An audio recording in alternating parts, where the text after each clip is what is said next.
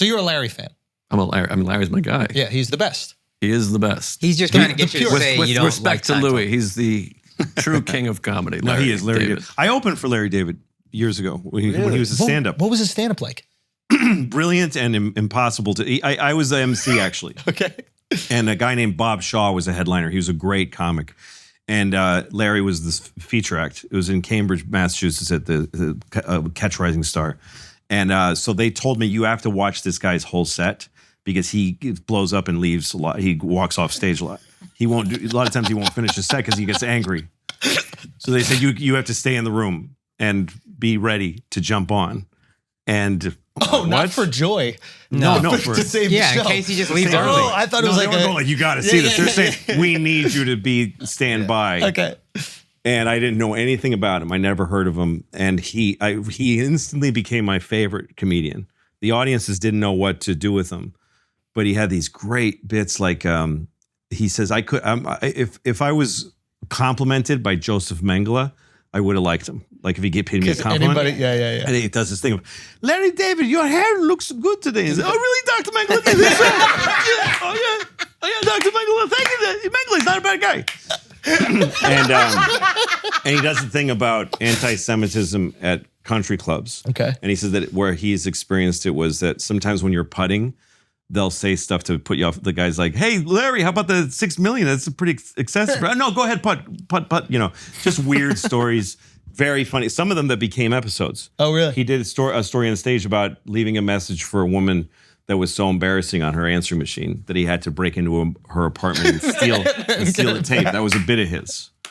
It's an episode of Seinfeld. Yeah. So, but anyway, he would get really angry. Like some guy would be quietly ordering a beer. Like really, people were very polite, and he'd go, "How could you be so rude? What kind of person are you?" And he'd just start screaming at them, and he'd throw money at people. Take your money back and leave, you fucking animals!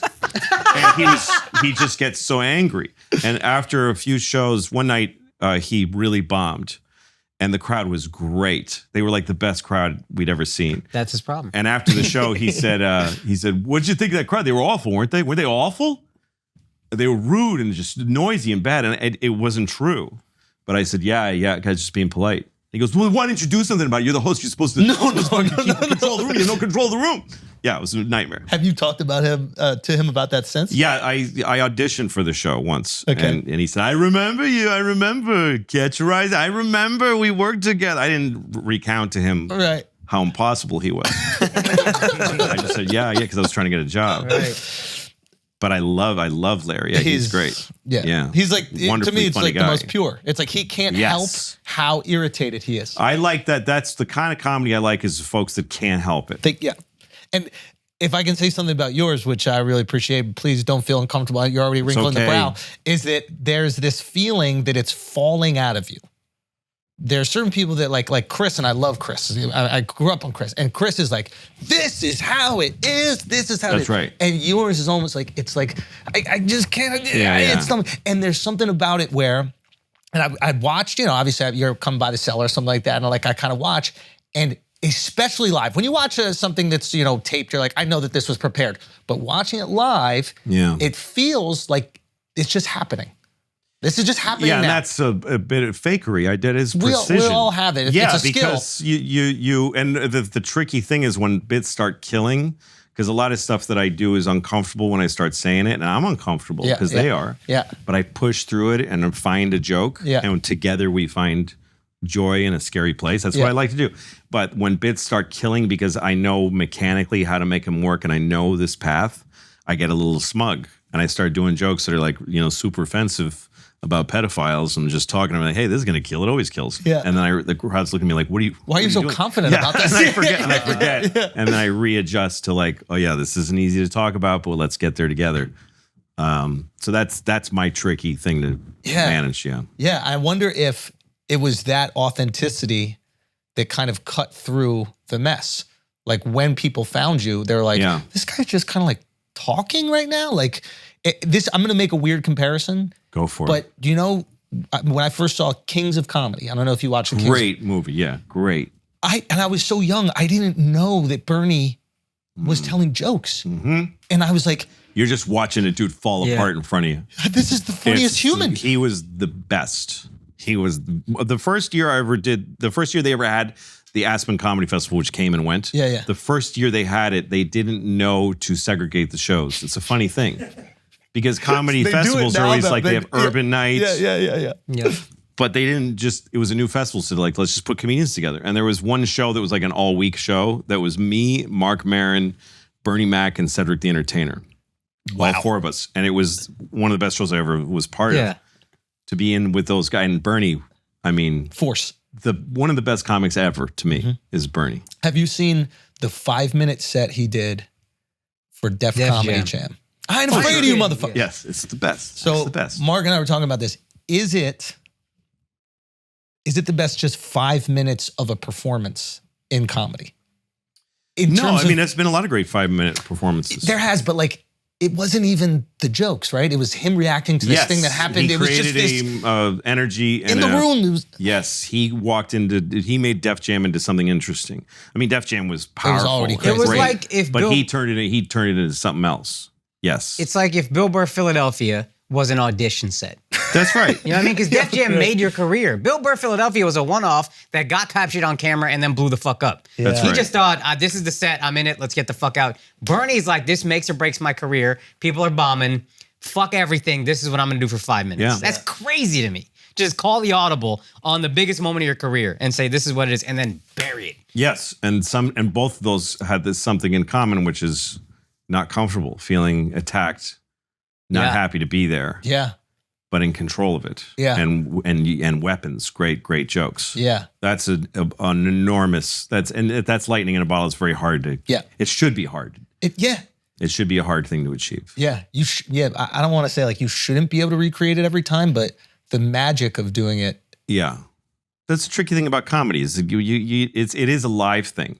Yeah. I think that's and one problem that comedians have when they make specials, I think, is trying to be slick.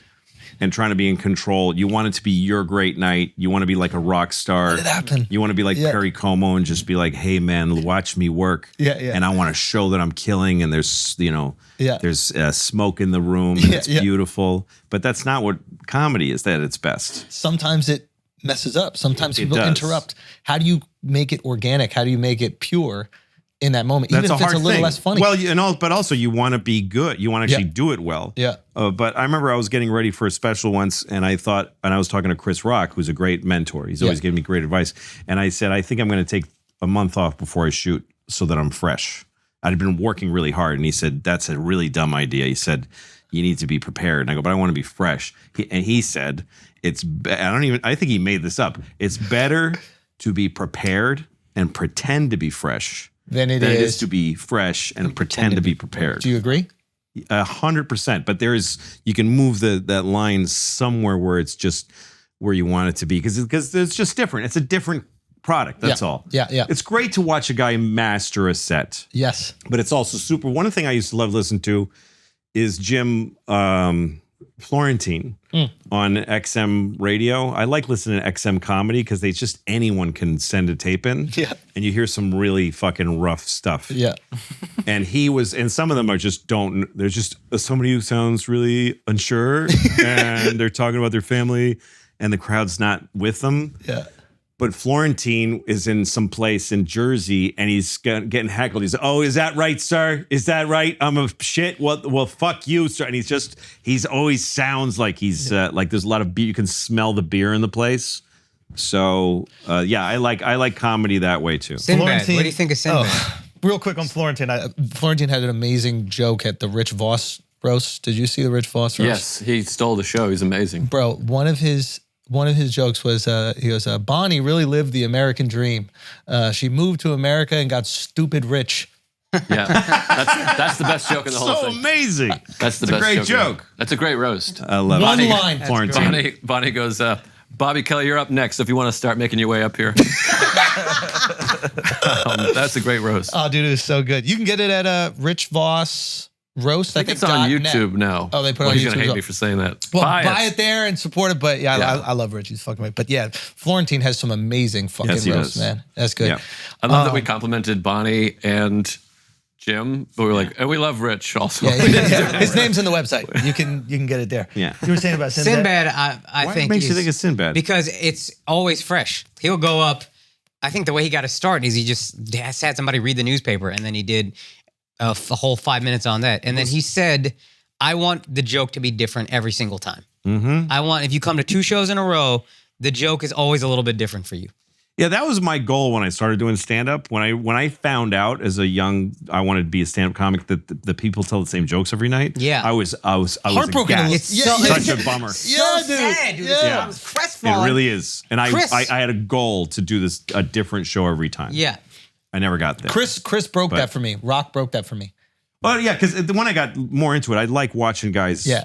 Watching how Be it works. But that's because masterful we're and- inside of it. But when you're Yeah. a child, it's all fresh to you. Yeah, It's it all feels like like a magic. thing. Yeah. That's why I don't think any comic should do the thing that they all can't stop doing, which is I told that joke in this place. You're not living enough. Yeah. Yeah, it's just a big mistake. They go, what? Yeah. You've said this to other people? Explain for the people maybe who don't know as much Some inside. comics will tell Yeah. a joke, and it's to make fun of a place. Yeah. So they'll make a joke that's one version of it. There are many. Yeah.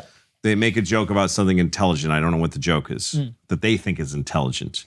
And then they go, I told that joke in Mississippi, and this guy was like, what? Yeah. Or they have something that happened that was funny in the moment. Yeah. A funny exchange where they were clever to the person. Yeah. So they like, I told that joke one time, and this guy said And this. I said and this. guess what I said? Yeah, You're yeah, just in a mess of, what are you doing? Yeah, Why yeah. are you doing this? But I think that's an example of when you're not like living enough yourself, right? Like I think that we can get so obsessed with stand-up and only going on stage and not Yeah, if your actually having story's a about life. last time I was on stage, Something's wrong, you're bro. going dry. Yeah. But Sinbad, I remember Brian Regan, who's another just electrically great comic, one of the best of all time. Sinbad, he worked with Sinbad once, like open form at a club for a week, like way years ago. He told me this story that they were hanging out in the daytime. It used to be you'd like work at a club with somebody and then you'd hang out all day. Yeah. And so like they're waiting for a bus and it's taking a long time and Sinbad's like, man, this bus is never coming. And then he goes, oh, and he writes it down. Okay. Yeah. And so then that night he watches Sinbad and he goes, you ever been waiting for the bus? And it's like, this bus is not coming. Damn, man.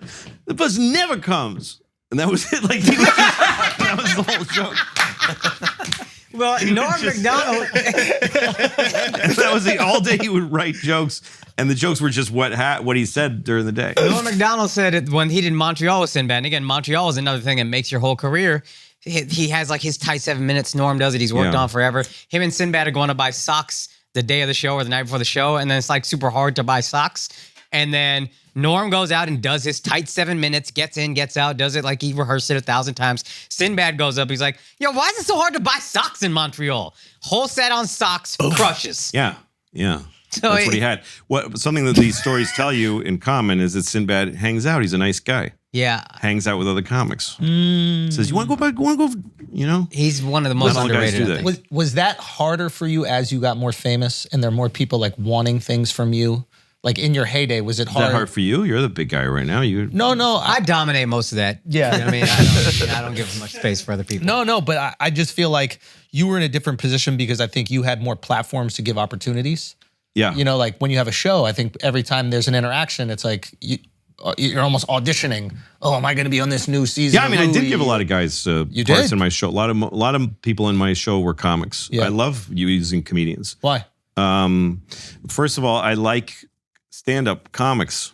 It's my community. I love them, and I care about them. I mean, it's goofy, but I do. And so, and I like seeing somebody and thinking, what if you gave them a shot and seeing what happens?